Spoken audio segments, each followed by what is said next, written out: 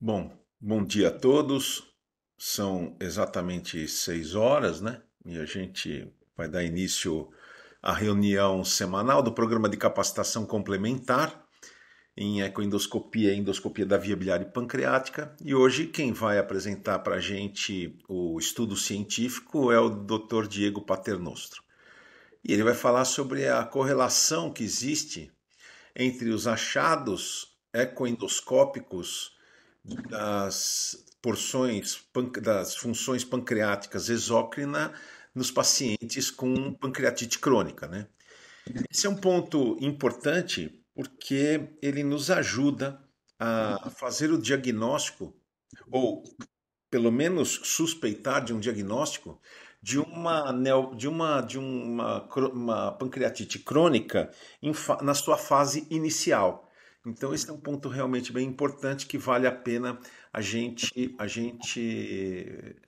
salientar quais seriam os achados durante a ultrassonografia endoscópica quando você tem um paciente com pancreatite crônica, né, e que tem uma função exócrina já alterada. Então, por favor, Diego, fique bem à vontade para apresentar esse estudo, que eu acho que vai ser um estudo bem interessante, que foi publicado no Pancreatology agora, esse ano aqui. Então, bom dia a todos. Obrigado, professor, pela introdução. Então, como o professor Celso já comentou, só complementando, esse foi um estudo publicado por um grupo italiano.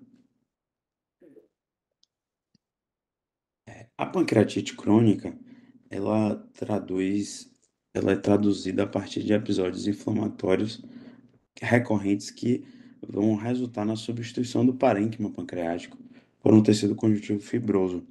E nos países europeus, de uma maneira geral, se tem uma incidência que varia de 5 a 10 casos por 100 mil habitantes e uma prevalência de 20 a 100 casos, com uma sobrevida média do paciente em torno de 20 anos.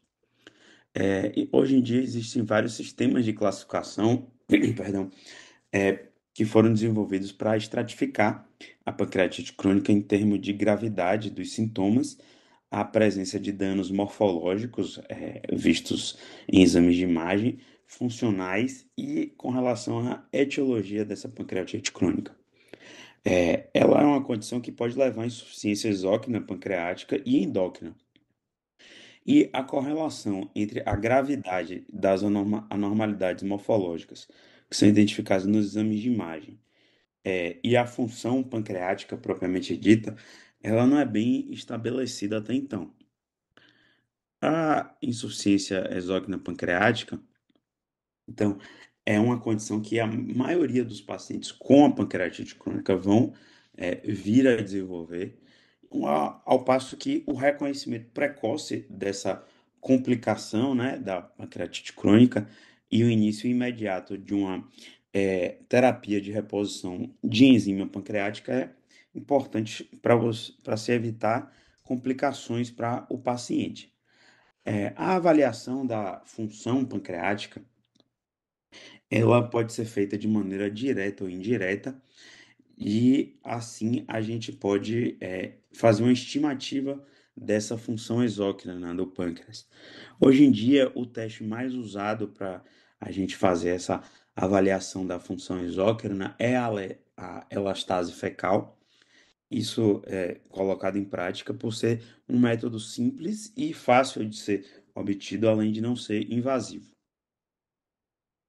O diagnóstico da pancreatite crônica através de exame de imagem, hoje em dia, dentre os recursos, a gente tem a ecoendoscopia como o exame sendo o mais preciso e fácil, né, de diagnosticar os estágios iniciais dessa condição. Os achados ecográficos da ecoendoscopia, eles podem ser identificados mesmo diante de uma ressonância ou uma tomografia computadorizada prévia tendo sido identificada como normal. Comparativamente à histologia, que é o padrão ouro para o diagnóstico da pancreatite crônica, a sensibilidade da ecoendoscopia em termos de diagnóstico de pancreatite crônica chega excede, perdão, a 80%, com a especificidade de até 100%. Então, há uma excelente correlação entre o número de critérios ecográficos e a gravidade da pancreatite crônica em relação à histologia. E a classificação de Rosenman é um recurso que nós temos justamente para direcionar, padronizar o diagnóstico da pancreatite crônica pela ecoendoscopia.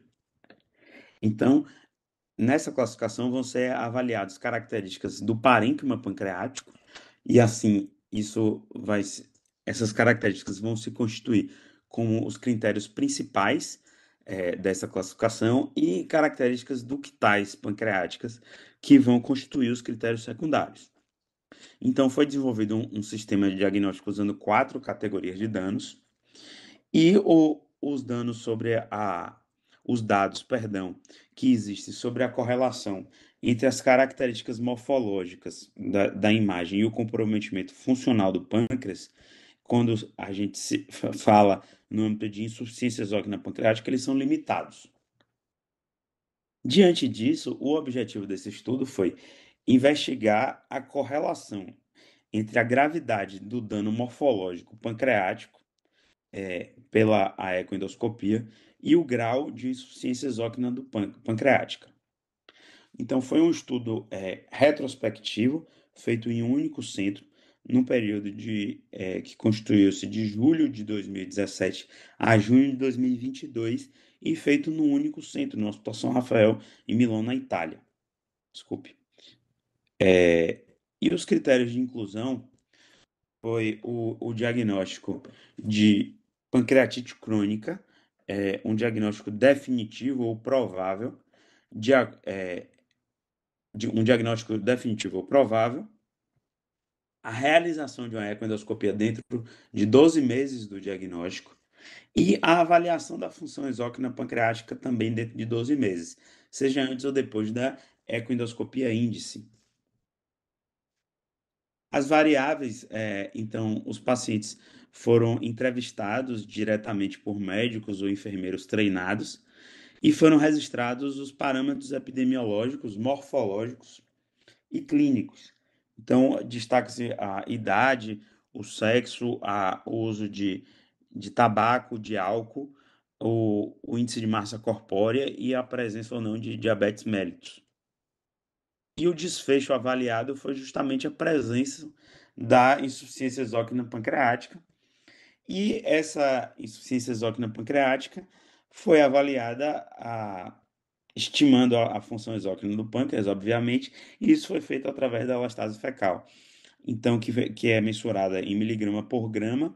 Isso, nesse caso, foi feito por um teste ELISA monoclonal e caracterizou-se insuficiência exócrina pancreática quando identificou-se uma elastase fecal menor do que 200 e uma insuficiência exócrina pancreática grave com elastase fecal menor do que 100.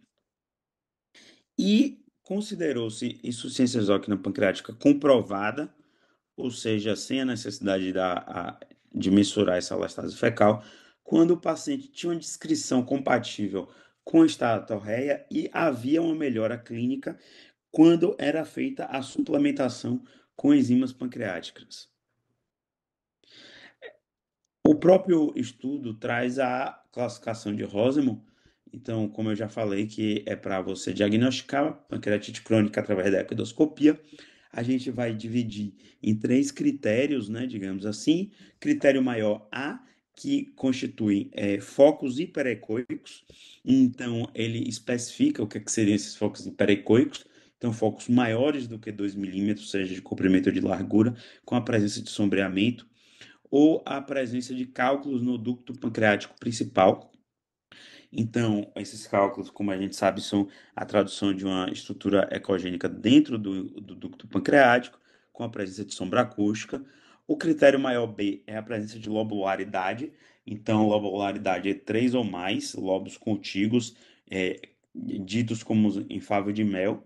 E os critérios menores, que são a presença de cistos, o ducto dilatado Então, considero esse ducto dilatado no corpo com 3,5 milímetros ou mais, e na cauda 1,5, mais do que 1,5 milímetro. O contorno irregular do ducto e o ramo lateral dilatado. E, frente àqueles critérios, a gente vai fazer uma soma, vai agrupar ou estabelecer se o paciente tem critérios consistentes com a pancreatite crônica, sugestivos, não determinante ou se trata-se de uma condição normal.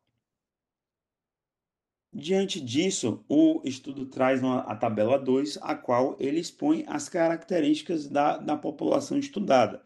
Então, o IMC, a insuficiência exócrina pancreática e a elastase fecal. Então, o que a gente pode destacar aqui é que a grande maioria dos pacientes, ou seja, 63%, foram pacientes do sexo masculino, uma idade média ao diagnóstico de 47 anos, e a grande maioria dos pacientes tinham, sim, insuficiência exócrina pancreática, 69%.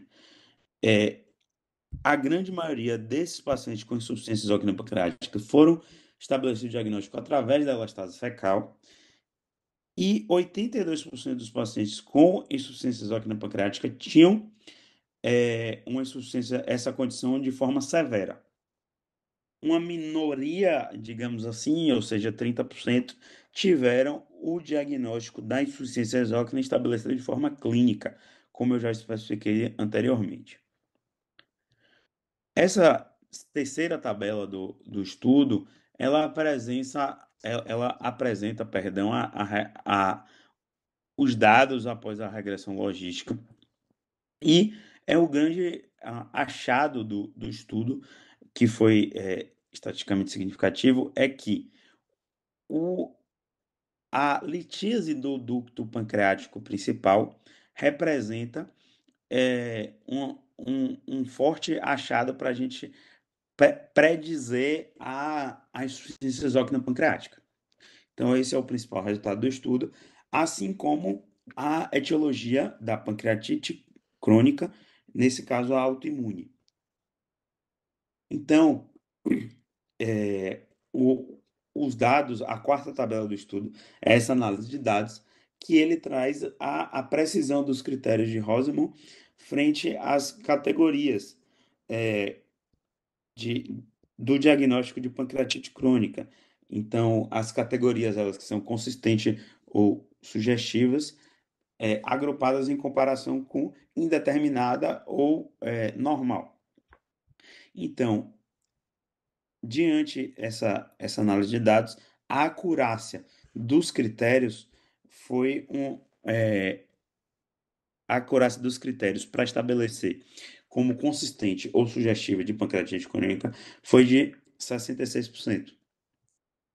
Então, o estudo passa a discutir que a pancreatite crônica, trata-se de uma inflamação contínua, a qual, a qual as alterações morfológicas, elas são irreversíveis e, em última análise, elas vão levar à insuficiência exócrina pancreática na grande maioria dos pacientes. E a etiologia da pancreatite crônica e a persistência desse fator etiológico vai sim contribuir para o desenvolvimento dessa complicação, que é a insuficiência exócrina. Então, a insuficiência exócrina, ela também ela é associada a outras complicações da pancreatite crônica, que é a estenose do ducto biliar, a desnutrição e o diabetes mellitus, e também a procedimentos médicos que o paciente em algum momento foi submetido, seja ele a colocação de stent por via endoscópica ou a ressecção cirúrgica. E algumas etiologias estão sim associadas a alguns padrões morfológicos, os quais a gente identifica em métodos de imagem, a exemplo da ecoendoscopia. Então, a hipótese é que existe uma correlação entre as características morfológicas da pancreatite crônica e a função exócrina pancreática. E, como já foi falado, a litíase do ducto pancreático principal, ela foi o único fator que é associado que a gente pode afirmar que associa-se a um risco aumentado de insuficiência exócrina do pâncreas, pancreática, e a etiologia autoimune de pancreatite crônica é outro fator significativo para essa condição de insuficiência exócrina. As limitações do estudo, aqui é um estudo retrospectivo, foi um estudo retrospectivo, foi uma população selecionada, que foi encaminhada a um único centro de estudo do pâncreas, então ela não representa uma variedade de pacientes que são afetados e diagnosticados com essa condição, sobretudo, não representa a realidade de hospitais menores. E, como conclusão, dentre as características que ecográficas, através da classificação de Rosenbaum, a letisa do ducto pancreático principal ela é útil para prever o risco de insuficiência exócrina do pancreático, enquanto outras descobertas são de utilidade limitada na avaliação dessa função exócrina. Obrigado. Muito obrigado, Diego, pela apresentação. Acho que esse é um trabalho simples, né, que mostra, na verdade, ele tenta validar os critérios de Rosenbaum em relação à insuficiência exócrina pancreática, né? E baseado naquilo que a gente conhece dos critérios de Rosenbaum, acho que ele cumpriu relativamente bem o papel que foi dado a ele, né? Eu não tenho assim, na minha prática clínica diária, né, com pancreatite crônica não alcoólica, mas, por exemplo, pacientes que desenvolveram cálculos no interior do ducto pancreático principal, eu não vejo assim uma correlação, pelo menos na minha experiência pessoal, uma correlação tão grande com por exemplo, esteatorreia, com quadro clínico bem grave, né, em relação à insuficiência exócrina pancreática. Bem como também eu queria saber a opinião de vocês. Eu já tive a oportunidade de ver muitos casos por causa da ecoendoscopia, de pancreatite autoimune, e também a gente não vê isso, né? A gente não percebe esse tipo de associação. E esse trabalho chama atenção para isso, né? Talvez seja realmente na pancreatite crônica alcoólica, né? Ou seja, aí sim, com certeza você vai ter algumas alterações importantes. O que a gente vê muito na ecoendoscopia, e eu não sei se eles falaram alguma coisa aí, Diego, é o seguinte: a gente vê muito pseudotumor, né? E aí que a gente faz a diferenciação entre o pseudotumor e e o câncer, né, nesses pacientes. Então, eu queria saber a opinião aí de vocês em relação a esse tipo de avaliação e também queria saber se o Diego encontrou alguma coisa no trabalho que fala em relação aos pseudotumores, né, desses pacientes com pancreatite crônica. Professor, eu não me recordo dele ter especificado nada a respeito disso no trabalho, não. Perfeito. Alguém tem algum comentário para fazer? Eu acho que é um ponto importante. Jorge, tudo bem? Bom dia. Bom dia a todos vocês. Muito bem, Diego, com sua apresentação, como sempre.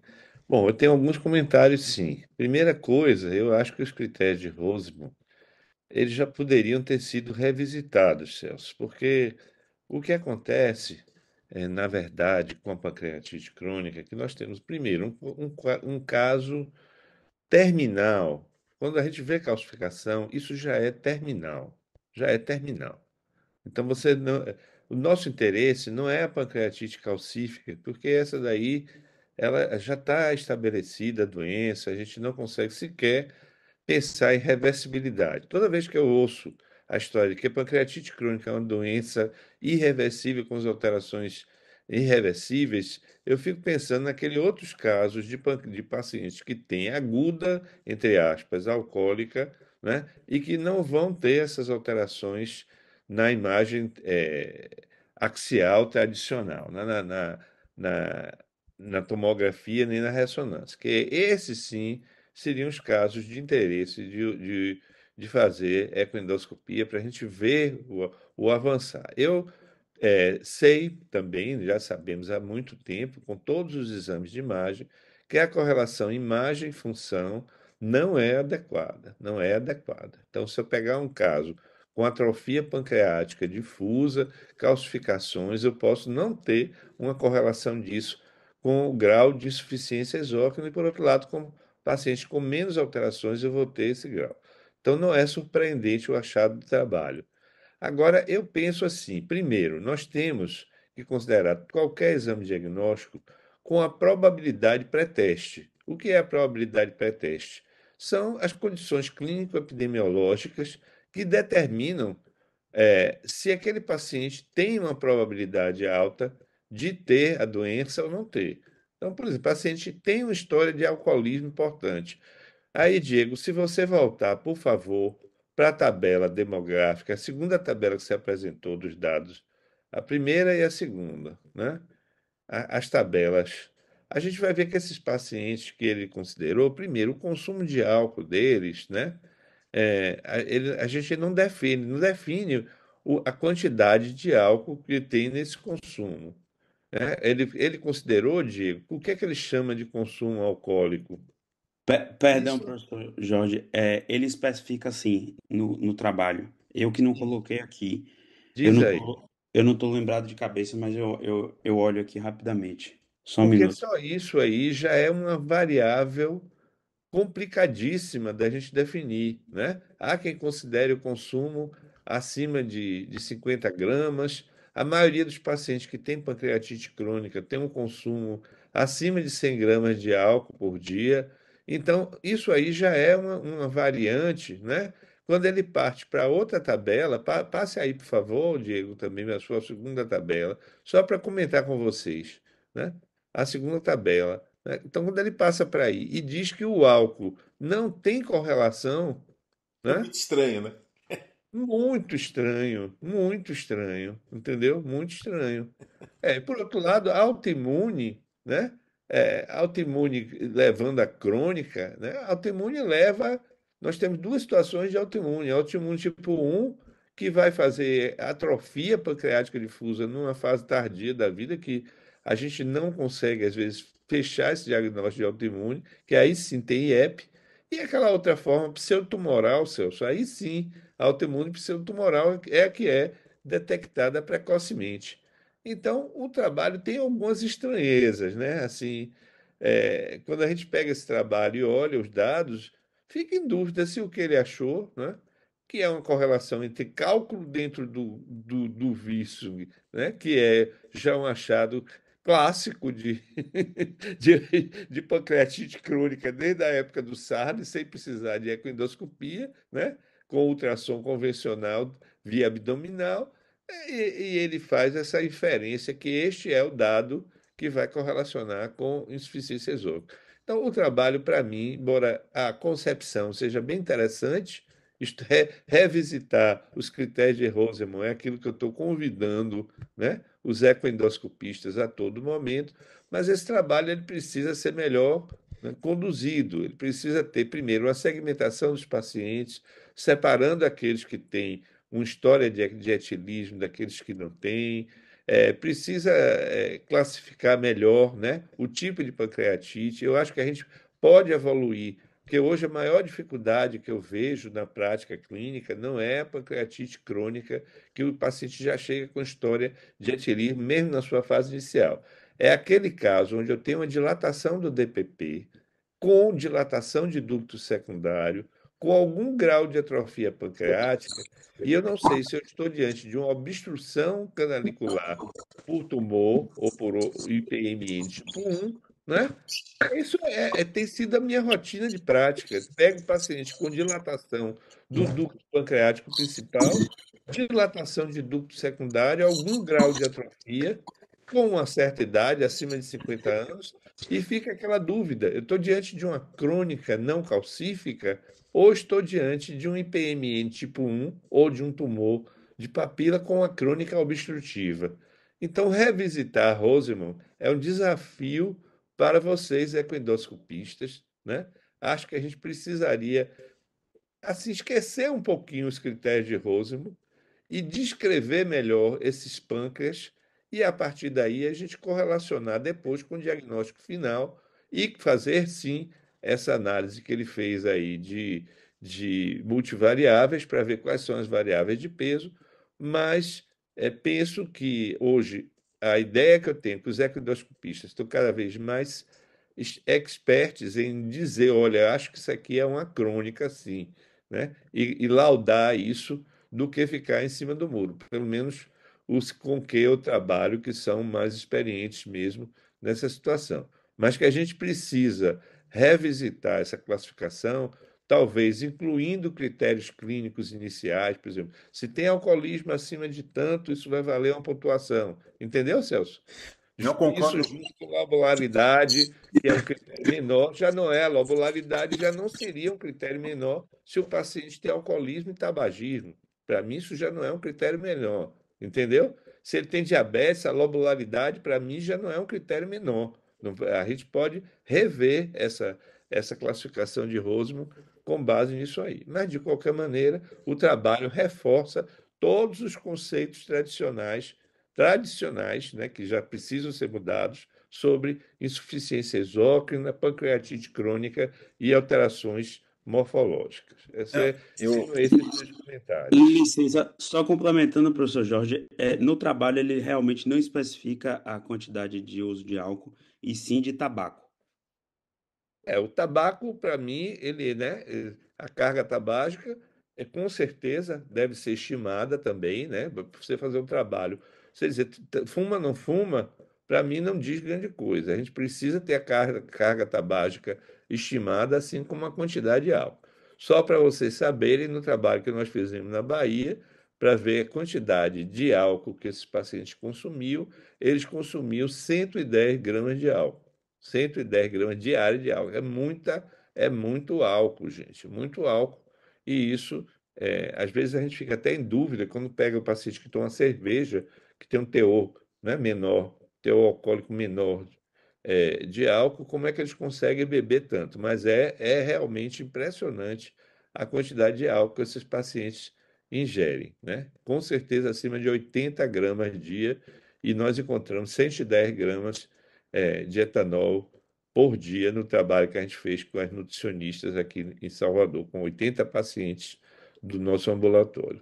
fora, Então, é isso fora aí. isso, né, Jorge, eles bebem por muitos anos, né? Não é só. Muitos Eu acho que, por anos. exemplo, mais do que 5, 10 anos, né? Esse aqui A também. maioria começa a beber na adolescência, em torno de Então, 13, 14 anos, pasmem, né? A maioria, né? então. Começa a beber com essa faixa etária. É impressionante o tempo de consumo. E a manifestação que a gente encontra em torno de 35 anos, o início dos sintomas, né? Em torno de 30 a 35. Então, são pacientes jovens, esses alcoolistas, né? São pacientes jovens com manifestações precoces que não são identificadas, né? O paciente tem uma trajetória de 8 anos entre o início de sintoma e o diagnóstico. Então, é uma trajetória completa também, assim, bem complexa, que passa por vários médicos e não se fecha o diagnóstico até chegar no centro especializado para fechar. Mas é isso. Acho que a gente precisa revisitar, viu? O Rosemont precisa se revisitar. Eu não sei se o Fila está aí. Eu sei que é endoscopista ainda não gosta de funcionar lesão difusa, biopsiar lesão difusa. Também não sei se uma biópsia, microbiópsia, né, daria grande coisa aí. Talvez fibrose históriforme, né, na fase inicial, talvez esteatose pancreática efetiva numa fase inicial, porque existe sim a esteatose pancreática alcoólica, né? Existe, eu revi agora para as SBAD a ideia de esteatose pancreática e fui ver se o álcool persiste sendo uma causa de esteatose, sim, persiste.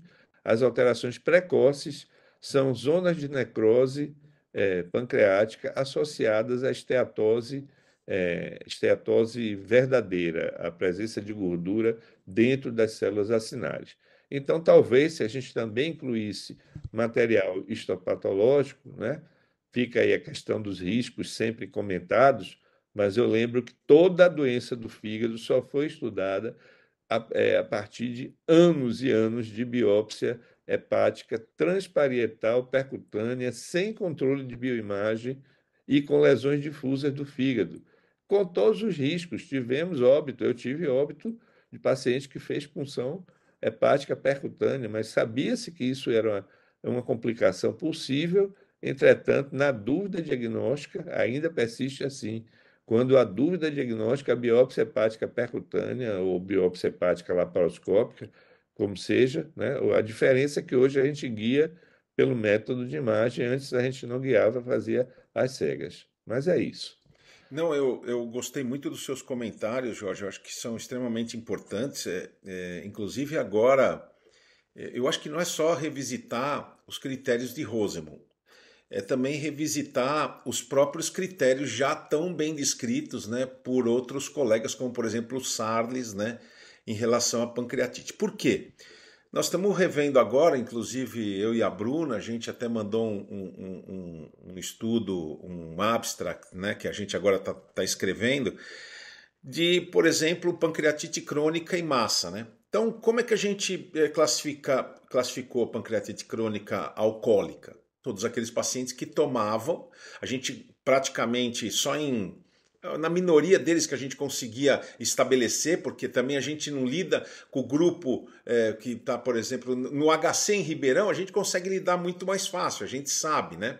Agora, quando você está no hospital, por exemplo, 9 de Julho, no hospital Moriá, fica muito mais difícil você quantificar. Você sabe que esses pacientes bebem muito uísque, alguns deles bebem pinga.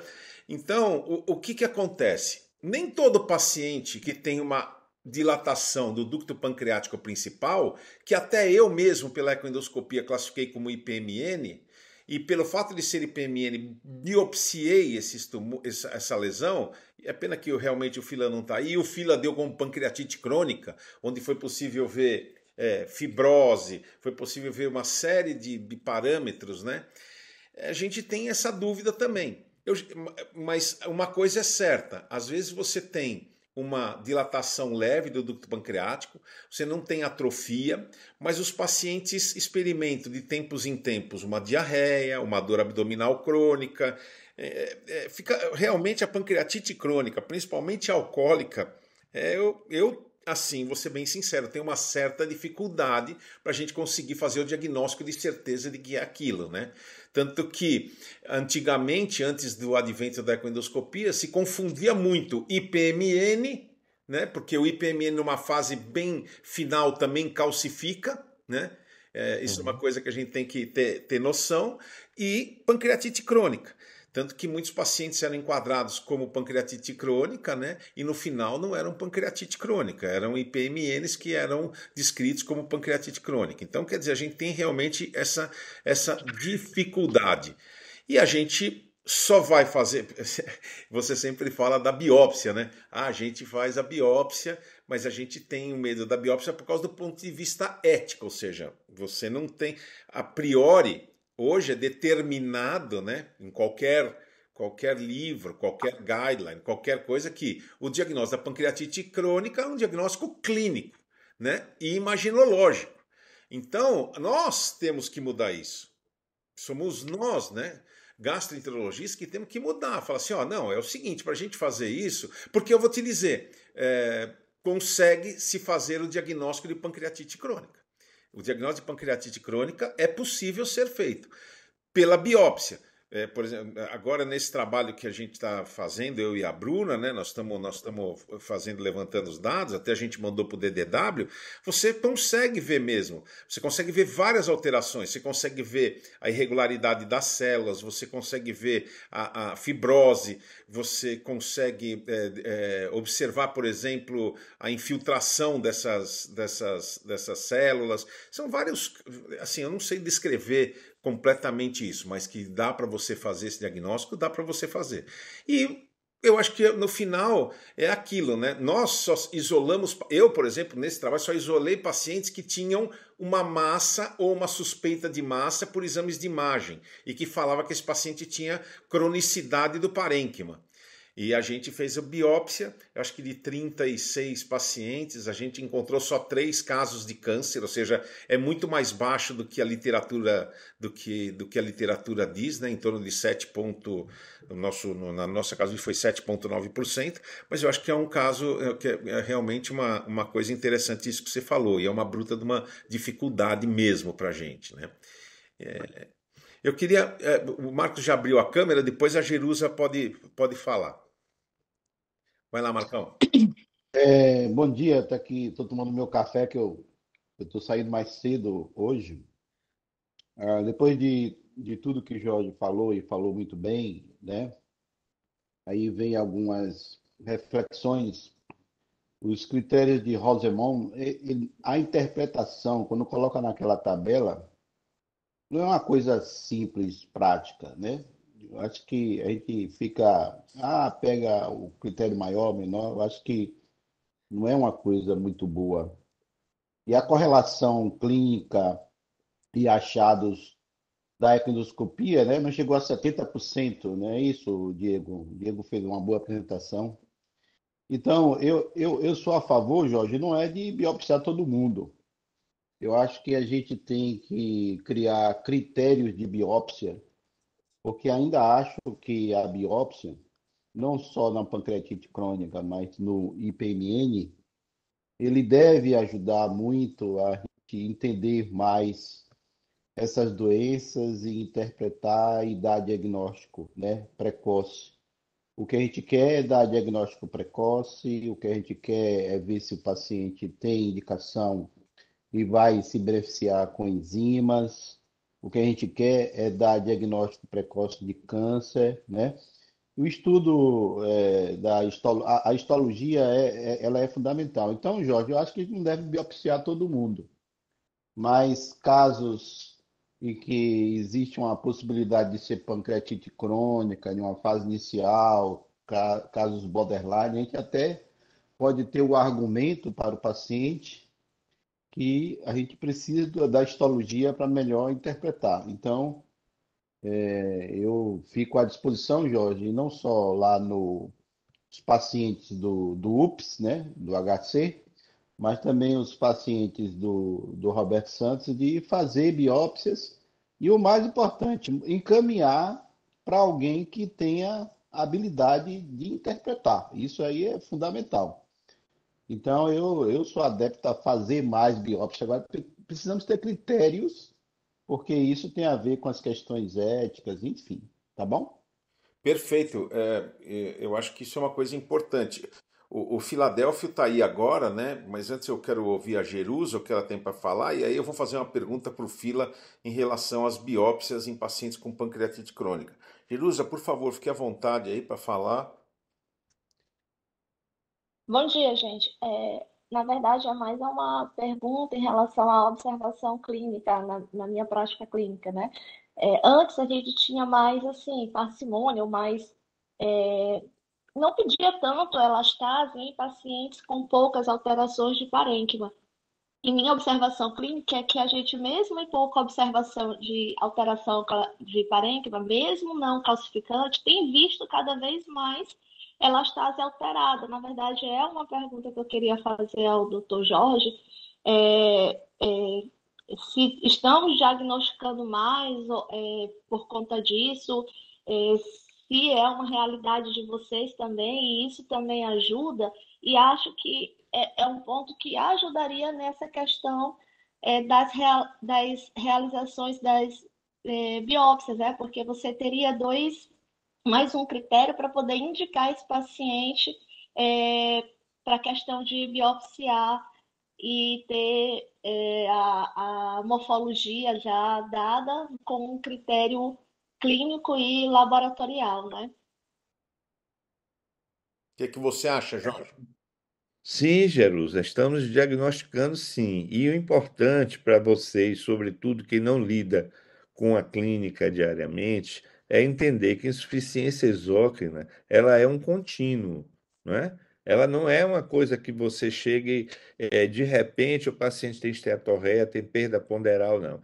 Ela tem um contínuo, ela começa com manifestações nutricionais subclínicas, entre elas a doença osteometabólica, que é que nos preocupa muito hoje, porque esses pacientes podem ter fratura, chamada fratura patológica, podem ter alterações, inclusive de lipídio sérico, que os expõe mais à doença coronariana, por incrível que pareça, e não ter aquele quadro clássico de esteatose, etc. Então, sim, a gente está diagnosticando mais a elastase fecal, com todas as limitações que ainda temos, algumas limitações para entender o que a elastase fecal significa, mas ela é sim um critério de diagnóstico precoce.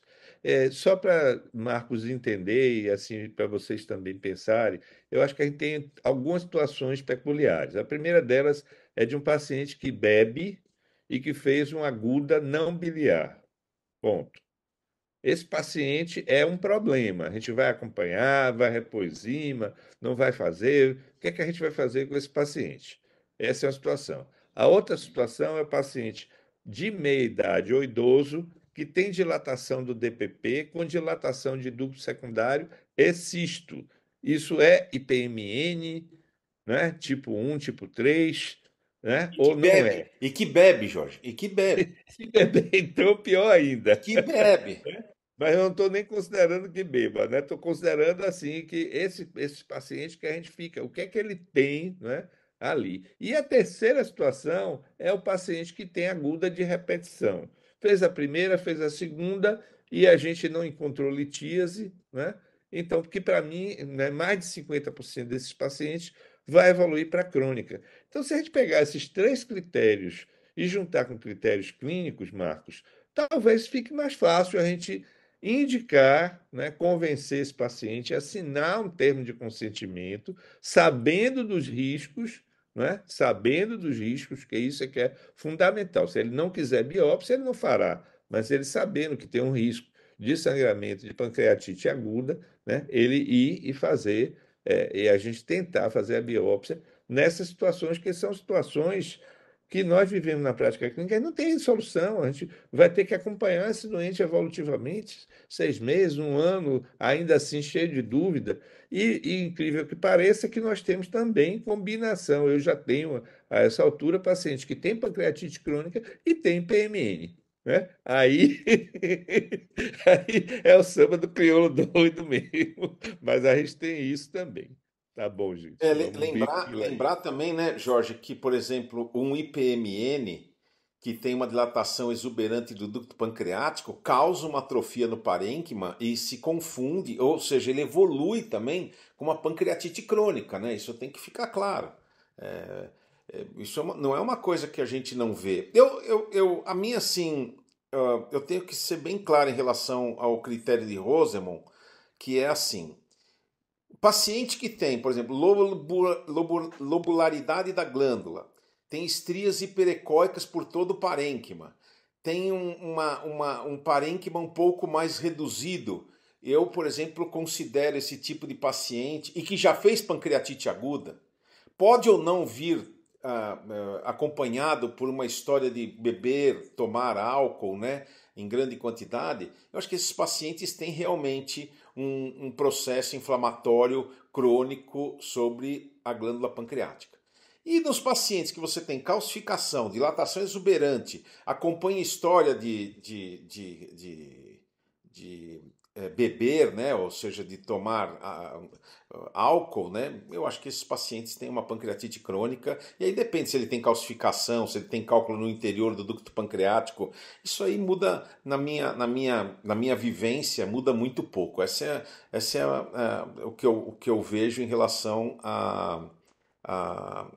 a ecoendoscopia e pancreatite crônica. Agora, sem sombra de dúvida, a ecoendoscopia é o melhor método para fazer o diagnóstico dessas pequenas lesões iniciais em relação à pancreatite crônica. E fila. Perfeito, Celso. Oi. Só lembrando aí, Celso, que estria ecogênica com sombra acústica é cálculo, é calcificação. Mas tem muitas que não têm sombra acústica. Tem É. muitas estrias hiperecóicas que não tem. Você vê uma lobularidade da glândula, você vê a formação daquelas estrias hiperecóicas que parecem favos de mel, né? Uma coisa engraçada. Isso chama bastante atenção desses pacientes. Aí é fibrose mesmo. Entende? Tem essa diferença. Eu já vi muitos casos assim. Por isso que eu sempre dou uma revisitada mesmo nos meus casos de pancreatite crônica. Nós tivemos vários casos aí que o Filadélfio viu, né? O Filadélfio pode dar um testemunho melhor em relação a isso, mostrando que realmente a punção consegue ver várias coisas, né, Fila? A punção consegue, entre aspas, aí o Fila vai responder melhor, fazer esse diagnóstico. Não, bom, eu acho que vocês já abordaram muito bem o tema.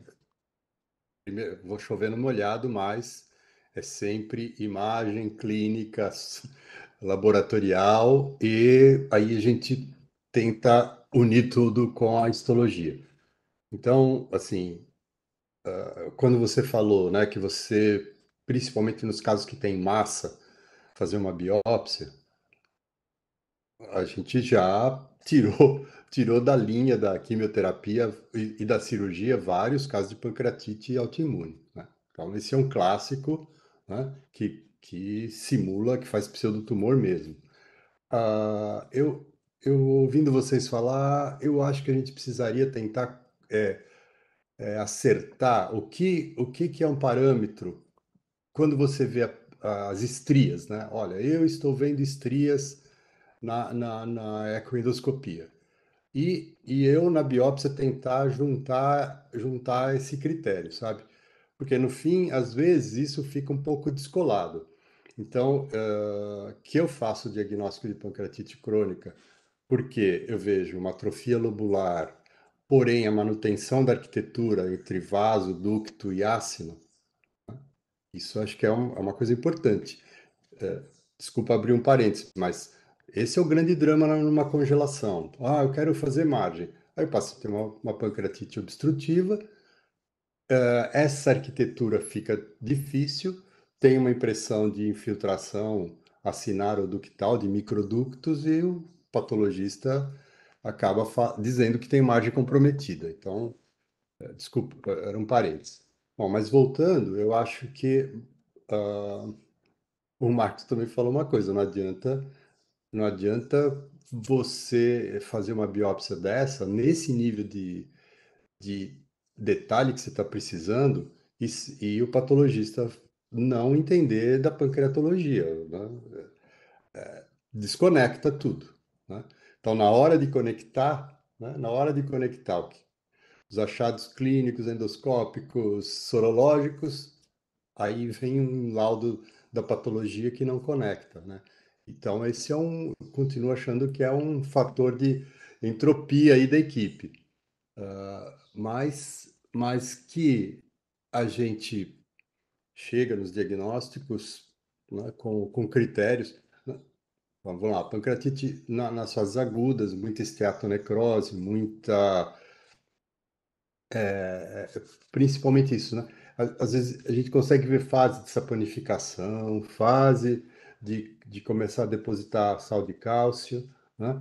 E, ao contrário, na crônica, o padrão de fibrose é distinto da desmoplasia neoplásica também, né?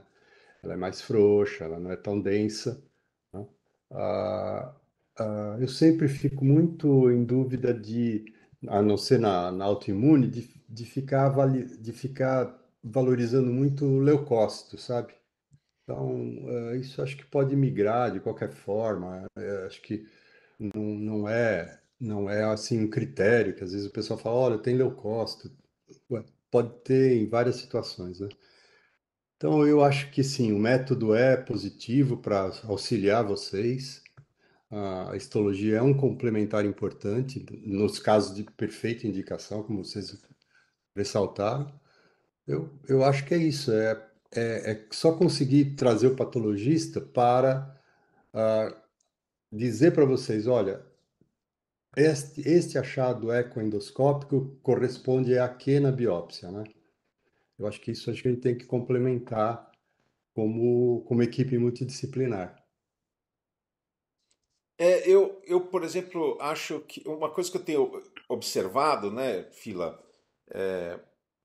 é que quando a gente tem certas características na ecoendoscopia, você mostra que existe, por exemplo, exatamente aquilo que a gente está discutindo aqui com o Jorge, né? Quando tem estrias hiperecóicas bem evidentes na imagem ecoendoscópica e você faz a biópsia por causa de uma massa, por exemplo, né?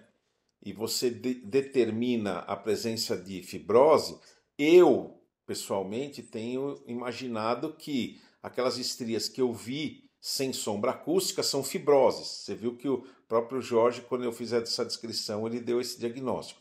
Então é assim que eu penso.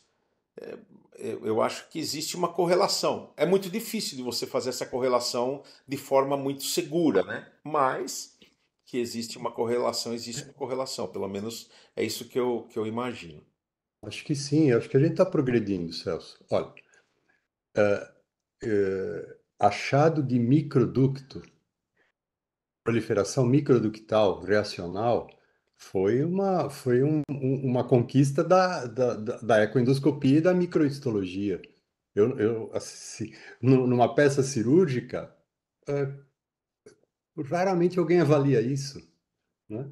Exato. Eu acho que a gente teve avanços já dentro da técnica, né? Eu estou sempre pedindo para a gente aperfeiçoar para os dois lados, né? Essa correlação. Mas eu acho que, nossa, eu acho que teve muito avanço. Perfeito. Fala um pouquinho aí sobre essa proliferação microductular aí, porque isso em hepatologia tem um sentido importante, né? A proliferação ductular portal. Então, o que é isso aí no pâncreas? Olha, é diferente. Jorge, foi você que me chamou a atenção pela primeira vez disso. E basicamente o que eu acho é a fragmentação, né? Você tem uma agressão lá em algum ducto maior, eu acho que o pessoal a reação mesenquimal e essa interação epitelial induz, para mim, essa proliferação de pequenos ductos para poder suprir a área que ficou com baixa drenagem. Essa é a minha interpretação. Agora, que a gente passou a observar isso com mais frequência, não tenha dúvida. No fígado, nossos ductos reagem por causas, quer dizer, a mais óbvia seria obstrução, mas qualquer agressão, uma autoimune autoimune tem processo lobular e ductal e prolifera. No álcool prolifera, e veja a gama GT subindo, né? Ah, ah, então, eu acho que a reação ductal do fígado, eu acho que ela é, vamos dizer, comparando com o pâncreas, eu acho que ela é bem mais, vamos dizer, inespecífica, entre aspas. Eu acho que no pâncreas é uma tentativa de repor drenagem. Tem É, um literato aí na equipe, que é o Rodrigo, talvez ele já tenha Beleza, estudado. beleza. Um achado aí para a gente estudar melhor, descrever, né? Porque isso não está nas descrições. E é muito Não, interessante, porque nós a fomos ver área isso. que não drena, ela sofre apoptose, né? Então, se a gente mostra que a apoptose, proliferação ductular com 10 diferenciação, né, de célula acinar em célula ductal, isso é bem interessante. Isso faz um pensamento fisiopatológico muito, muito curioso e interessante, Fila. Ó, você falou de apoptose. É interessante que a gente vê muito mais na pancreatite, né? A gente vê muito mais no ácido do que no ducto. Mas, agora vamos ter que prestar atenção nas Não, a duas coisas. apoptose, o Mas que acontece é o seguinte, se você tiver, por exemplo, um caso de desconexão ductal na pancreatite aguda, a zona que não drena, ela sofre apoptose e morre. O é, pâncreas morre. perfeito, perfeito. Não, sem Então, dúvida.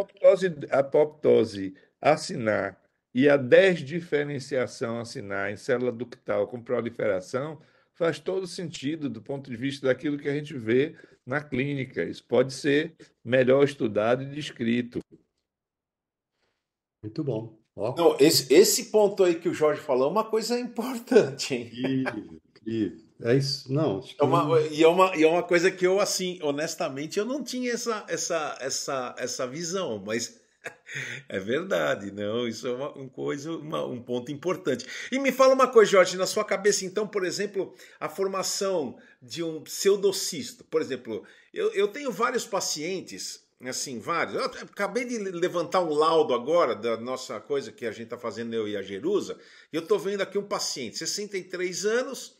A indicação dele era o seguinte, ó, olha só, paciente com antecedente de etilismo pesado e tabagismo crônico, evoluiu nos últimos 5 anos com diabetes e apresenta hoje uma pequena lesão cística na cabeça pancreática, com uma área, segundo a tomografia, uma área suspeita.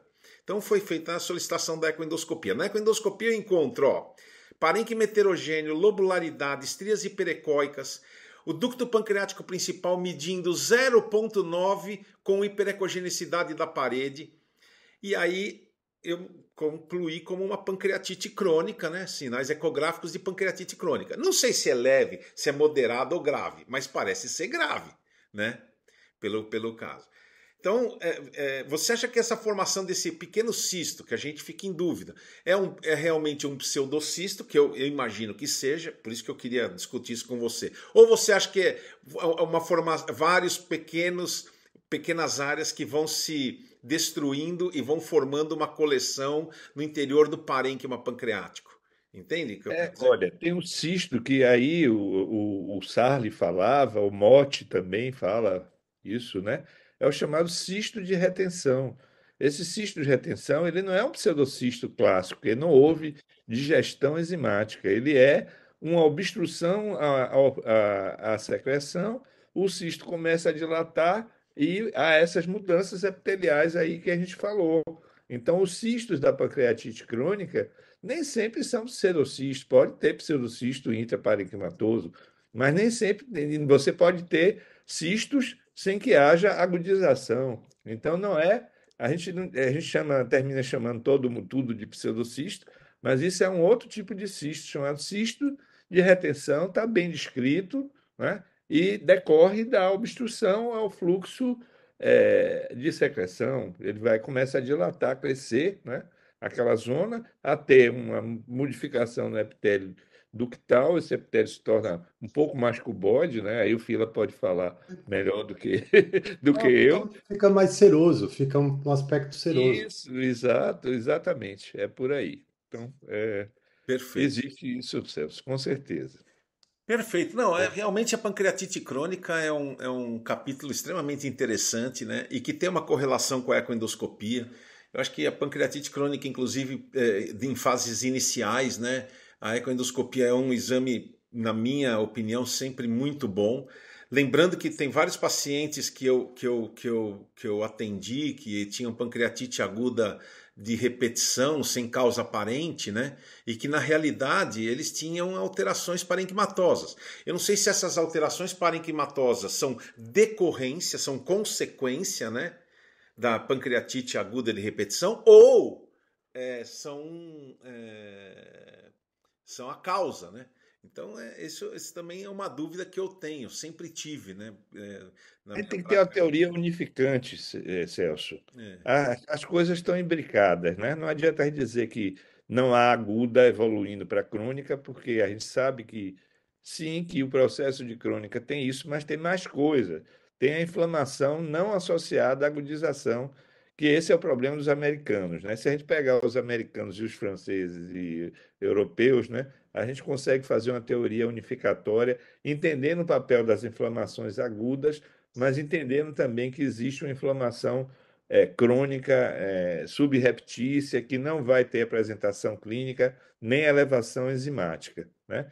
E sim, Jerusa, quando você encontrar paciente com elastase fecal baixa, peça a ecoendoscopia, peça, porque o exame de imagem convencional não vai ver isso que o Celso está nos descrevendo aí, né? E que cada vez mais, graças a Deus, os ecoendoscopistas estão saindo, né?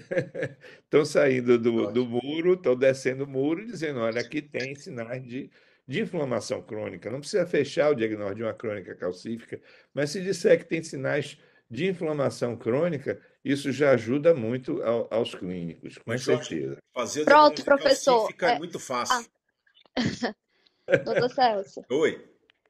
Pronto, professor. Não, na verdade, não se preocupe, a ecoendoscopia a gente faz, solicita e realmente avalia esses critérios. A nossa questão mesmo foi o critério para funcionar, né? Quanto mais a gente tiver critérios indiretos que indiquem isso, acho que a gente tem mais força para funcionar.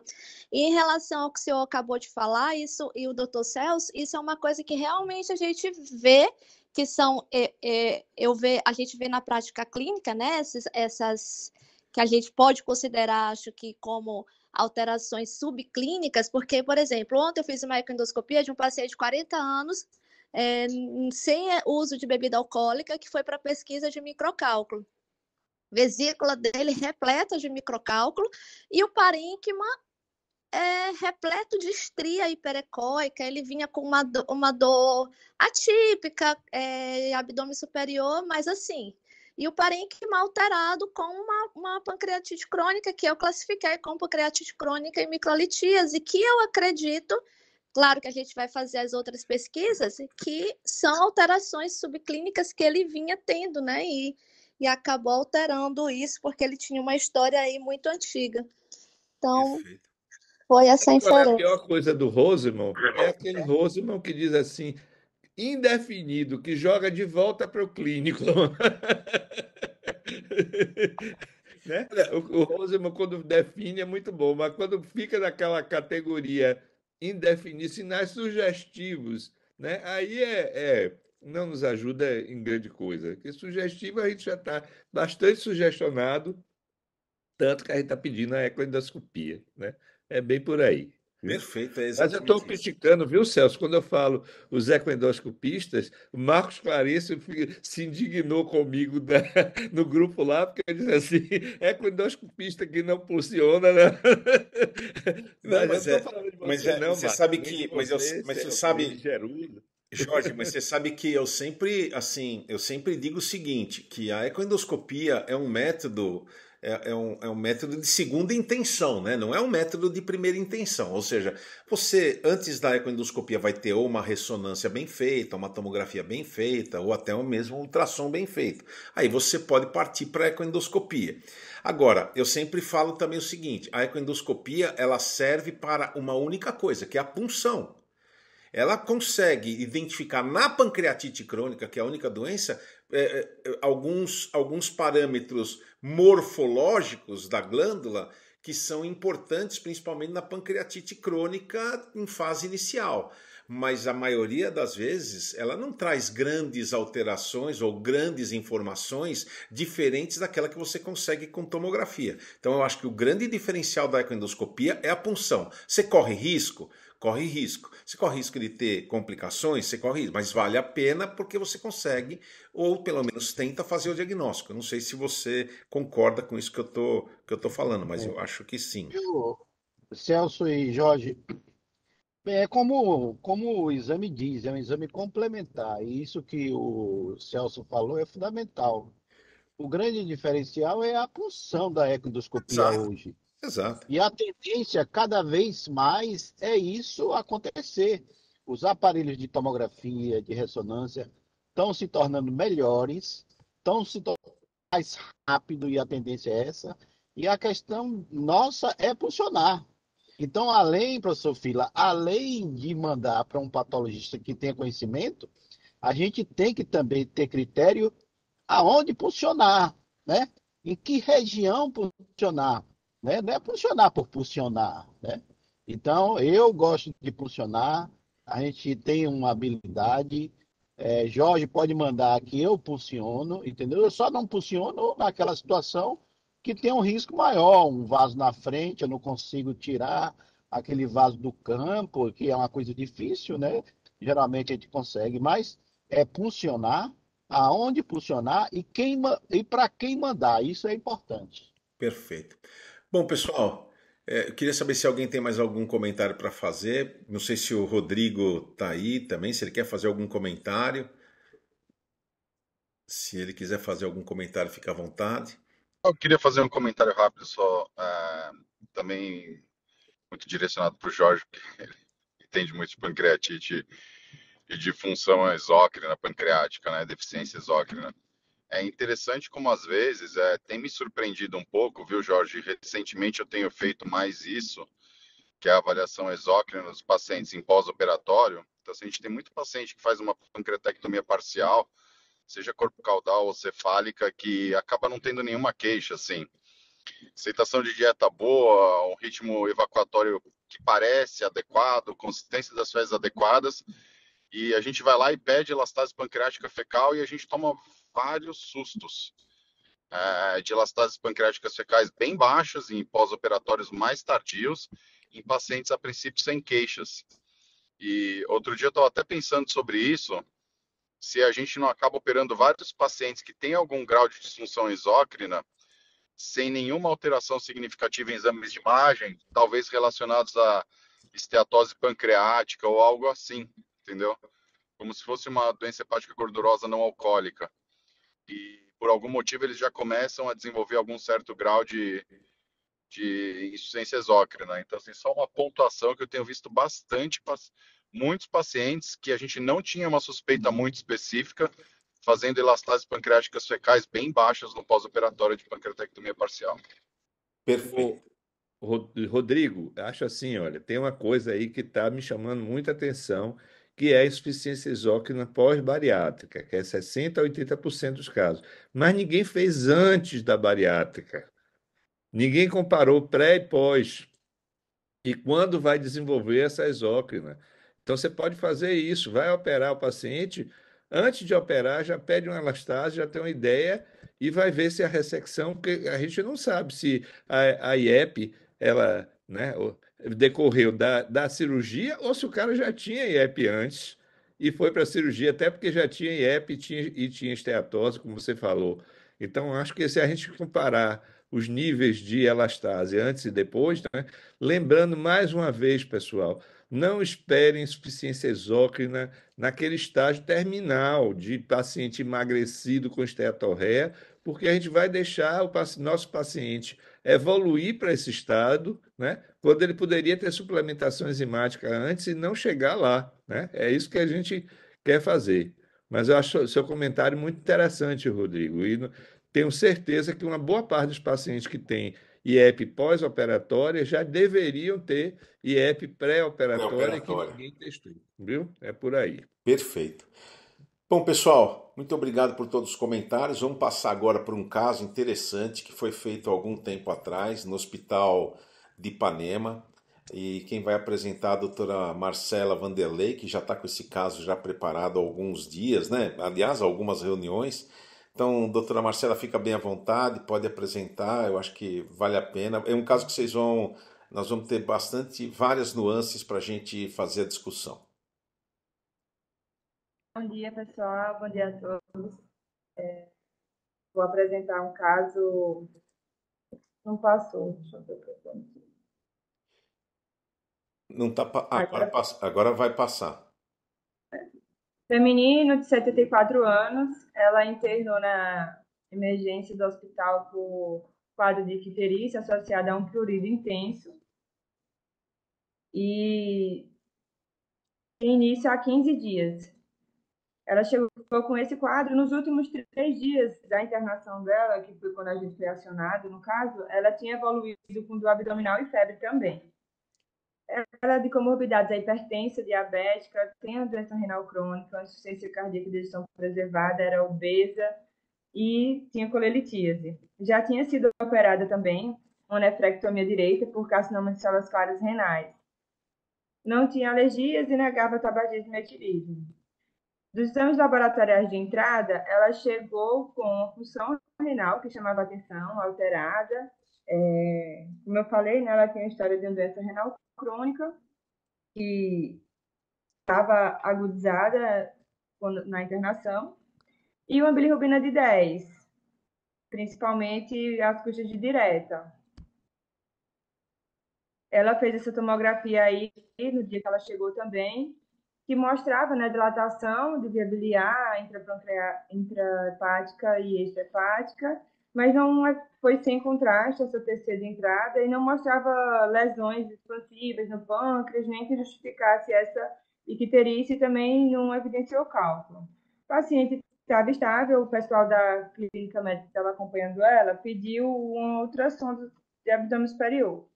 Foi visto a dilatação, colético de 1,7, sem evidência de cálculo no seu interior, uma vesícula biliar bem distendida, e tinha um cálculo no infundíbulo. Eram essas alterações da paciente, a princípio estava com a clínica médica. E aí, no dia 30, ela evoluiu, isso no caso, 4 dias depois, ela evoluiu com piora clínica, apresentou febre, como eu falei, né, do abdominal, a bilirrubina subiu para 17,7, leucocitose, e eles, nesse contexto, eles pediram um parecer para a gente para fazer uma CPRE. Pessoal, antes de entrar na CPRE, vocês estão percebendo... Volta um pouquinho na tomografia, Marcela. Deixa correr a tomografia. Fica com o coisinho ali para eu falar, para te falar onde você tem que parar. Quer ver? Mantém ali. Vocês estão vendo aí o colédoco dilatado até... Para aí, ó. Mais um pouquinho. Mais um pouquinho. Vai mais um pouquinho, mais um pouquinho. Pode ir. Ó, vocês... Aí, ó. Aí. Aí vocês estão vendo que tem no lume duodenal alguma coisa. Você vê que o colédoco, ele está protruindo, a própria parede do colédoco está protruindo para o interior do lumen duodenal, né? Então, essas imagens, o Rodrigo está aí, a gente está sempre acostumado a ver tomografia, pena que não tem nenhum radiologista aí, mas essas imagens elas suspeitam de alguma coisa, né? Algum processo obstrutivo bem na região distal, né? Ou seja, alguma coisa que possa estar obstruindo essa área bem na região distal. Não sei se o Rodrigo está de acordo ou não, né? Mas aí dá para ver que você tem uma dilatação bem exuberante do ducto como se a colédoco. parede tivesse espessada, né, nessa região da papila. Exatamente. Rodrigo, você quer fazer algum comentário a respeito dessa tomo? Eu acho que sim, acho que é exatamente isso. Assim, aí está indo, a gente consegue, assim, é um exame sem contraste, né? Totalmente sem Esse exame, contraste. ele é bom para excluir cálculos, né, com conteúdo de cálcio, né, que é uma fase boa para isso. Mas aí você vê claramente uma dilatação do colédoco até o nível da papila, né? Então acho que é focar esforços aí. Exatamente. Então, quer dizer, você já tem... E além de tudo, né, uma paciente de 74 anos, que ela evolui com quadro, entre aspas, eu diria um quadro de colangite. Não sei se vocês também estão de acordo com isso, né? Ou seja, essa é uma paciente que tem uma obstrução, não está drenando, e ela está fazendo um quadro de colangite pelos últimos exames, né? Isso, clinicamente ela fez, né? Dor, febre e icterícia. Você já fecharia aí uma investigação para colangite. Foi exatamente esse do ponto de vista dos critérios japoneses para colangite, ela está fazendo uma colangite de moderada, né? Pode passar agora os exames de laboratório, né? De moderada para grave. Não sei se também o Rodrigo, né? Que está acostumado com da aplicação desses critérios, para a gente imaginar o que possa estar acontecendo. Nesse momento... Não, fala, Rodrigo. Não, eu concordo plenamente. Assim, é uma colangite, deve ser alguma coisa na região da papila. Acho que, dependendo das condições que você tem de investigação aqui, o grande problema dela foi a insuficiência renal, né? Exatamente. Então, Além de tudo, ela tem uma insuficiência renal. Ela tem uma comorbidade, né? Não dá para fazer a ressonância nem injetar. E aí acho que você vai para, assim, eu pensaria realmente em métodos endoscópicos aí para o diagnóstico e já terapêutica, né? Essa é a pergunta. O que é que você faria, por exemplo, nesse caso? Você faria uma ecoendoscopia, pediria uma ecoendoscopia antes, ou você já faria direto uma colange endoscópica retrógrada? Se houvesse a disponibilidade, eu pediria uma eco com já a possibilidade de fazer a CPRE no mesmo momento. Eu quero saber a opinião do Jorge, quero saber a opinião do Marcos. paciente precisa ser drenada urgentemente. É a minha posição, e a ecoendoscopia é um excelente método que vai permitir diagnóstico e vai permitir também a ajuda terapêutica. Então, a drenagem pode ser PRE, mas esse PRE vai depender da escopia e não vai ter a precisão de detecção do que está causando, como a ecoendoscopia tem. Marcos, Celso, cada vez mais a gente tem que praticar isso, né? De ter uma associação na mesma sala da eco com a CPRE. A semana passada tinha uma dilatação importante de um paciente nosso lá do Roberto, e tudo foi normal, e a eco foi que decidiu que tinha cálculo na vesícula e tinha cálculo no colédoco. Eu não tenho dúvida que cada vez mais o aparelho de eco ele vai ficar na sala de CPRE. Cada vez mais. perfeito. Humberto, você que entrou agora, Humberto hoje dormiu até tarde, hein? Humberto tá aí agora, então vamos fazer uma pergunta para ele, né? Porque quando o Humberto não aparece, a gente fica estranha, né? Ele tava Tava na na praia fazendo. praia, tomando um solzinho, né? Olha, pessoal, bom dia aí. Não, exatamente o contrário. Eu tô em Lexington e acordar 3 horas da manhã não deu, entendeu? Tá certo, tá certo. E, tô aqui a gente está aqui no negativo, né? Tá certo. Então tá frio. Olha, isso que o Marcos falou, quando o paciente é um paciente ainda estável, sem essas complicações de infecção, ou seja, se é um paciente ambulatorial, eu costumo, quando eu desconfio de alguma coisa a nível da papila, a nível de duodeno, ou até mesmo de uma lesão pancreática com algum grau de obstrução, de esvaziamento gástrico, obstrução duodenal, eu passo na clínica o duodenoscópio. Então, assim, quase que rotina minha para um paciente antes de fazer a eco, antes de fazer qualquer coisa. Antes, porque eu faço a eco a nível de hospital, como o Marcos faz, né? Então, como o Celso também. Então, eu passo o duodenoscópio para ter uma noção quando o diagnóstico está num diagnóstico ainda um pouco, assim, naquela. Assim, quando você não tem um diagnóstico bem estabelecido. Então, para ver não só o duodeno, a papila, para ver se tem obstrução. Agora, quando o paciente é um paciente já de hospital, como é essa paciente aí, já estou montado com os dois aparelhos para fazer. Mas, ô, Humberto, a sua conduta foi a conduta que estava sendo feita quando estava sendo feita a colangio, né? Tinha passado do adenoscópio, o colega estava tentando fazer a colangio, e quando eu cheguei na sala, foi um dia que eu fui lá, né? Quando eu cheguei na sala, eu falei, não, não, isso aqui parece ser um tumor de papila, que vocês vão ver, né? Um tumor da papila. Então vamos fazer ecoendoscopia. Aí agora ela pode mostrar. Isso que você acabou de falar é importante, né? E aí quando a gente fez a colangio, a gente viu exatamente esse tumor, tá? Baseado também nos achados da ecoendoscopia. Infelizmente nós perdemos o vídeo, né, Marcela? Não Foi. gravou o vídeo da ecoendoscopia, mas a ecoendoscopia mostrava exatamente aquela imagem da Colégio tomografia do Ecoicóide. colédoco protruindo para o lúmen, né? Para o lúmen do duodeno. E aí vocês estão vendo o momento que a gente indicou a papilectomia dessa paciente. Então O pode. doutor Celso chegou bem nesse contexto aí, de que foi indicado esse PRE para drenar biliar pelo quadro de colangite.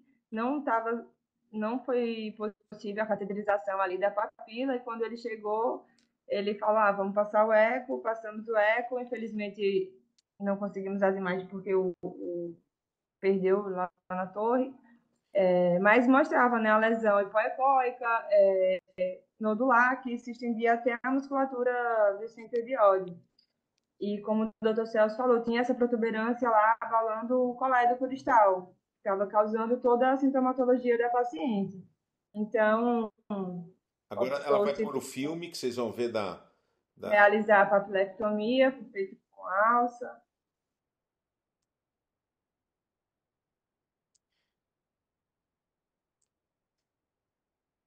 Então vocês estão vendo que a gente sempre laça, né?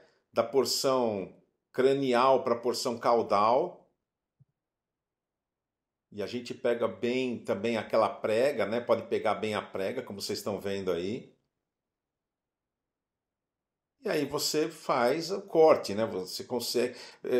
Realmente, nesse caso, se a gente tivesse a imagem da ecoendoscopia, vocês iam ver que a gente tirou o tumor completamente, tá?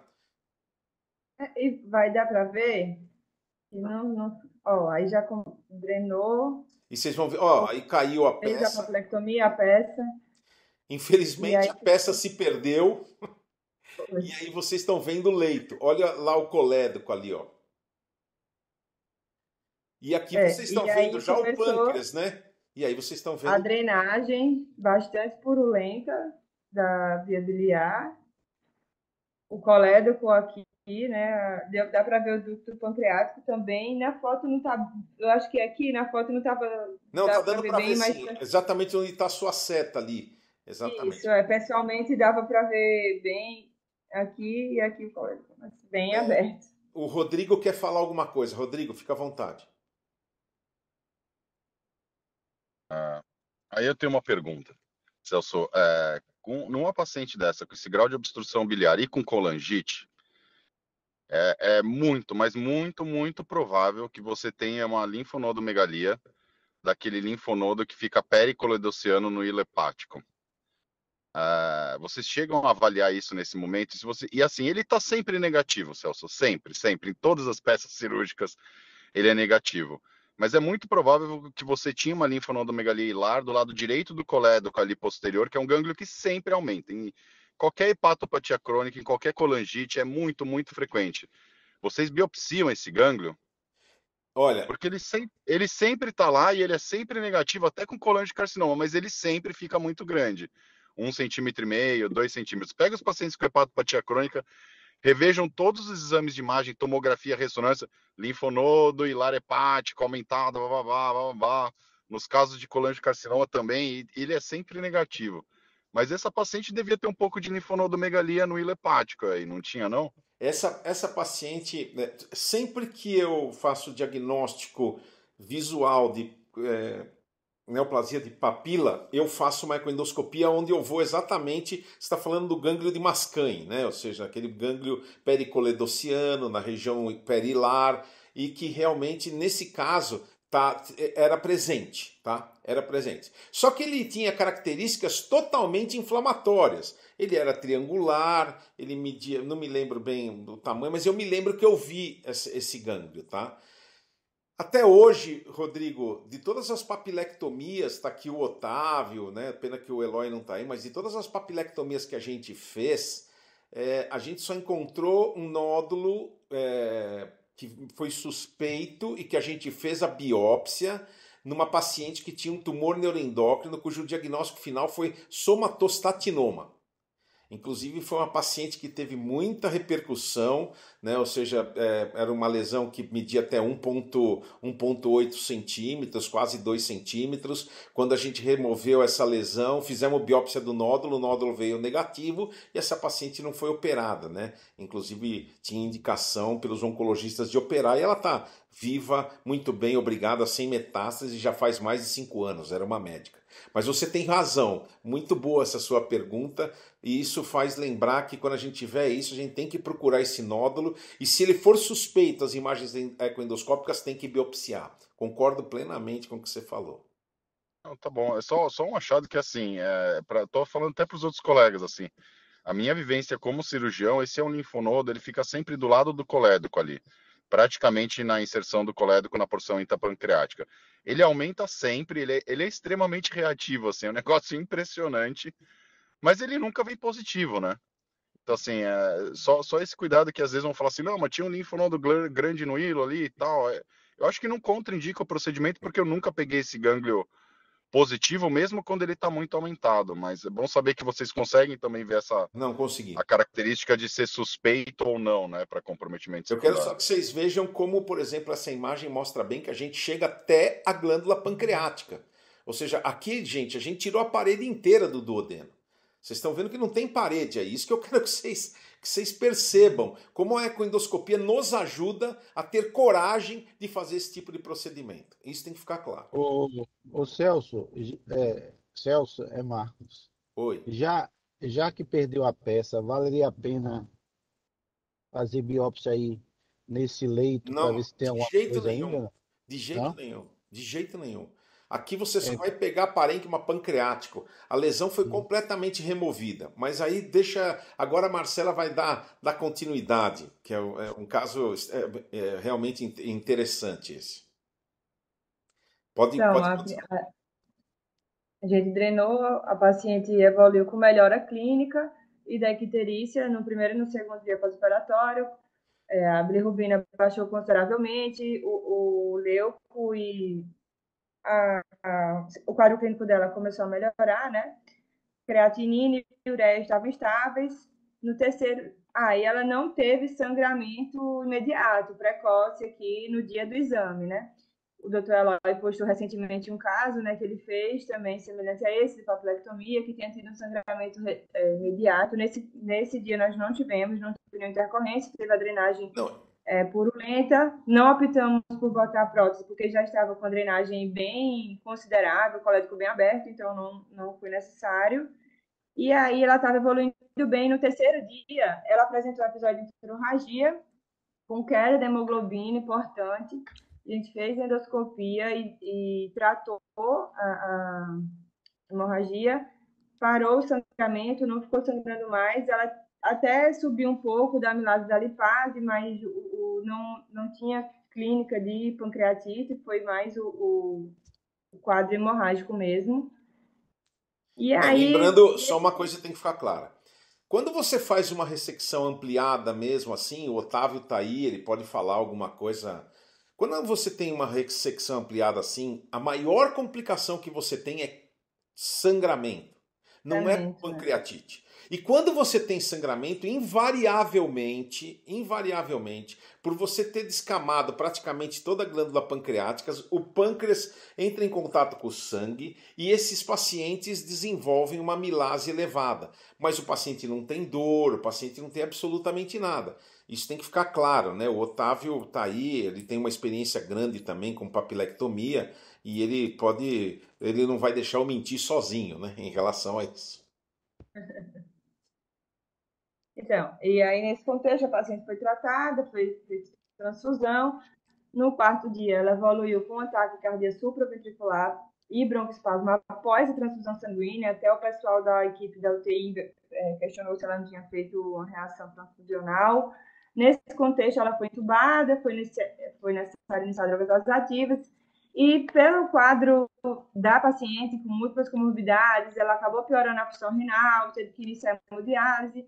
E nesses dias depois, não teve nova exteriorização de sangramento, não teve mais queda da hemoglobina. Então, o sangramento realmente foi controlado na abordagem endoscópica, porém, ela piorou clinicamente as outras comorbidades que ela tinha e acabou evoluindo para óbito no 8º dia de pós-procedimento. Então, eu quero ouvir os comentários de vocês aqui. Eu acho que é importante, né? A gente não pode mostrar aqui só casos fantásticos, né, de tudo que a gente faz, de tudo que a gente vê, mas vocês estão vendo um caso aqui de um paciente que perdeu a peça operatória, teve um sangramento que é o que a gente mais imaginava que pudesse ter, e por causa desse sangramento que não foi coibido de forma entre aspas, total, né? Ou seja, com êxito, essa paciente veio a óbito, né? A gente sabe que nas casuísticas internacionais, a taxa de óbito desses pacientes é em torno de mais ou menos 0,5%, 0,6%, né? Ou seja, é bem baixa. Então, esse é um caso que a gente acompanhou e que a gente viu morrer, e foi o primeiro caso de toda a casuística que a gente viu até hoje, e por isso que eu trouxe esse caso aqui para vocês, para chamar a atenção de que tem que cuidar de perto desses pacientes. Quem for fazer, por exemplo, uma endoscopia, tem que ter experiência em hemorragia digestiva. Você tem que usar sempre 2 métodos, isso é importante. No caso aqui, foi usado, acho que a injeção e também a, a, a colocação de clipe. E a gente tem que ver que realmente não é sempre que a gente tem êxito, apesar da técnica ter sido feita com maestria, né? Não fui eu quem fez, mas a técnica foi muito bem feita. E a gente vê que realmente é um procedimento simples, não é um procedimento difícil, mas é um procedimento que pode ter complicações. Então, por favor, eu queria ouvir rapidamente os Eu acho comentários. que nesse contexto, doutor Celso, ela não voltou a sangrar. Ela sangrou, que era uma complicação que até o senhor falou, né, no dia do exame, que poderia acontecer, que é a principal complicação que pode ter. Depois da abordagem, ela não ressangrou, não teve esterilização e nem queda de hemoglobina, né? Então, eu acho que como era uma paciente já muito complicada, com múltiplas comorbidades, ela só tinha um rim, já tinha essa doença renal crônica, teve aí o episódio da descompensação cardíaca também, né, pós a transfusão.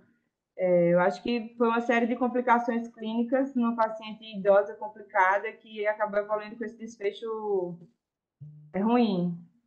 Celso, essa Rapidamente, nós já estamos com 7h30, então eu vou pedir que vocês façam comentários bem rápidos e bem cirúrgicos. Então vamos lá, Marcos. é uma paciente extremamente difícil, né? Grave, e que se ela não tivesse a insuficiência renal, talvez estivesse viva, né? Uma coisa que me passa pela cabeça, é claro que perder a peça é uma coisa chata, né? Mas sempre quando acontecer isso, lembrar da possibilidade de você tirar o aparelho e passar o colonoscópio para ir buscar peça. Isso é uma coisa que já aconteceu comigo e se pode fazer. Agora, o tratamento endoscópico para hemorragia foi perfeito. Se ela não tivesse insuficiência renal, acho que ela ia sobreviver. Comentário rápido, Ardengue. Fala, Rodrigo. Paciente grave com pelo menos 2 motivos para déficit de coagulação, insuficiência renal, icterícia. Então, assim, será que esse era um paciente de risco? Colangite, que antes do procedimento teria que ter sido preparada com vitamina K, outros fatores de coagulação, sandostatin, entendeu? É uma área extremamente vascularizada, vocês estão praticamente entrando na seara da cirurgia pancreática, né? A gente liga os vasos polares, né? Vocês não ligam. Então aí o risco de sangramento vai ser grande mesmo numa paciente que tem vários fatores para discrasia sanguínea. Então, assim, talvez esse seja um paciente para a gente lembrar no futuro que casos como esse, colangite, icterícia, provável desabsorção de vitamina K, insuficiência renal, a gente tenha que ser proativo e não reagir ao sangramento. Quer dizer, fazer um protocolo antes de fazer a papilectomia para evitar que aconteça esse sangramento. Perfeito, Rodrigo, perfeito. Esse é um comentário extremamente importante e clínico. Eu fiquei pensando depois, se nesse caso, como era uma paciente já muito complicada, se a gente não poderia ter drenado a via biliar com a prótese, por exemplo, esperar ela melhorar clinicamente, pensar nisso, para depois fazer a ressecção, ou não, se seria uma hipótese. A minha visão é que essa paciente, se tivesse que ser drenada, teria sido submetida a uma infundibulotomia ou uma papilotomia e ela ia sangrar também. Então eu acho que o montante do que foi realizado, na minha concepção e na minha experiência, não alterou o desfecho da paciente. Isso tem que ficar na minha cabeça, está muito claro. Uhum. Até porque não era uma paciente nossa, né, doutor Celso? A gente foi um parecer, foi meio que uma urgência. Esse é o problema do sistema de saúde nacional, né? Ou seja, você recebe paciente de um outro lugar onde você tem que resolver o problema da paciente. Você não cuida da paciente. E foi o que aconteceu aqui. Eu orientei uma papilectomia, foi muito bem feita pelo colega. Entretanto, a evolução do paciente por causa dos problemas clínicos de outro hospital fizeram com que essa paciente tivesse um desfecho, né, um desfecho não tão bom como foi esse desfecho dessa paciente. Nos nossos pacientes, Rodrigo, a gente geralmente faz isso aí, preparação profilática para o sangramento, vitamina K, mas como não era nosso, a gente acabou que nem teve essa oportunidade. essa paciente talvez tivesse algum grau de falha de agregação plaquetária, né? Então, assim, talvez fosse aquele caso para a gente lembrar que um dia, um caso seguinte, assim, fora a reposição de vitamina K, talvez fazer uma tromboelastografia, deixar um Não, transamin de horário, não sei, olha, tipo, para Rodrigo, entender um pouquinho melhor isso. eu acho que essa paciente sangrou como sangra quando a gente faz essa papilectomia. Mesmo quando a gente faz todos os procedimentos, a área cruenta fica tão grande, como na papilotomia. Às vezes você tem esse tipo de sangramento, isso é uma coisa que acontece. O problema é que realmente a gente não sabia como estava o status quo de preparação da paciente. Ela só estava única e exclusivamente para fazer uma esfincterotomia e também uma drenagem da via biliar. Então fica muito difícil a gente fazer, né? Realmente esse é um ponto importante que a gente discute. Vamos lá, último Após o comentário do procedimento, ela Humberto. estava. Oi? Celso, após o procedimento, ela foi para terapia intensiva? Foi. Foi, Acho- foi. Foi. Então ela estava monitorada, né, na terapia Ah, intensiva após o Tá. procedimento. Tá bom. Ô Celso, hum. você usou corrente de corte, né? Só corte. Tá. Então, assim, só para lembrar que a tratamento endoscópico com duodenoscópio com clipes não é fácil, não é todo mundo que consegue fazer. Exato. Isso é uma questão técnica. E eu dei uma olhada ali, embora não tenha sangrado, quando a Marcela falou, tem alguns clipes que não estão assim, bem pegos, vamos dizer assim. Isso é só uma observação, só um alerta. Eu não estou criticando a conduta que parou. Outra coisa é que nessa terapia dupla, a gente não deve fazer as terapias térmicas, porque você tem o ducto pancreático ali, tem um pâncreas que acaba fazendo uma pancreatite grave. A minha dúvida é se alguém tem experiência em hemospray nesses casos aí. Seria uma dupla terapia, né? Porque O você, doutor Eloy até como tem falou, vários, né? vários clipes, eu penso que não tinha um ponto determinado de sangramento e vários pontos de sangramento. Se eu não Perfeito. me engano, tem 3 ou 4 clipes aí. Na ocasião, a 3 ou gente 4 não clipes. E tinha. eu, na minha cabeça, eu acho que essa paciente continuou a sangrar. Eu acho que essa paciente não foi coibida, porque ela evoluiu com problema cardiológico. Entendeu? Então, na minha concepção, eu acho que essa paciente continuou a ter sangramento. Talvez deve ter diminuído, mas ela continuou sangrando. E foi isso que aconteceu, e foi isso que evoluiu com o êxito fatal dessa coisa. Você vê algum espaço nas papilectomias, mesmo que o paciente ainda não tenha exteriorizado, alguém vê você, o Marcos, vê algum espaço para fazer um second look 24 horas depois, mesmo com um aparelho de endoscopia? Eu não vejo espaço para second look. Honestamente, eu não vejo. Eu não vejo. Eu acho que você, com parâmetro clínico, você consegue avaliar bem o paciente. Essa paciente está monitorada. Eu acho que eles identificaram o episódio de sangramento, mas eu acho que, infelizmente, a terapêutica endoscópica não é crítica também. Mas eu acho que a terapêutica endoscópica, ela, entre aspas, ela não teve a efetividade que deveria ter. Depois disso, por exemplo, depois desse sangramento, eu teria feito uma nova avaliação, entendeu? Eu teria feito uma nova avaliação, isso tem que ficar claro. Mas é isso, gente. Já são 7h38, a gente já passou bastante da hora. Eu agradeço mais uma vez a presença de todos. Eu acho que hoje foi um caso extremamente interessante, né? Vale a pena a gente discutir, não é só discutir os êxitos, né? A gente tem que discutir também infelizmente, os eventos adversos que a gente pode ter, né? E inclusive os êxitos fatais, como foi, por exemplo, esse caso, e que deixa a gente realmente muito triste em relação a isso. Então, é uma boa semana para todos e também a gente se encontra na próxima terça-feira. Um abraço para todos. Na próxima terça-feira é véspera de Natal. Véspera de Natal, vamos ter? Eu decido e mando para vocês lá, tá bom? Se vocês quiserem, a gente vê. Tá bom? Bom Natal aí. Um abraço. Bom Natal. Tchau, tchau. Tchau. Bom dia a todos. Tchau. Bom dia.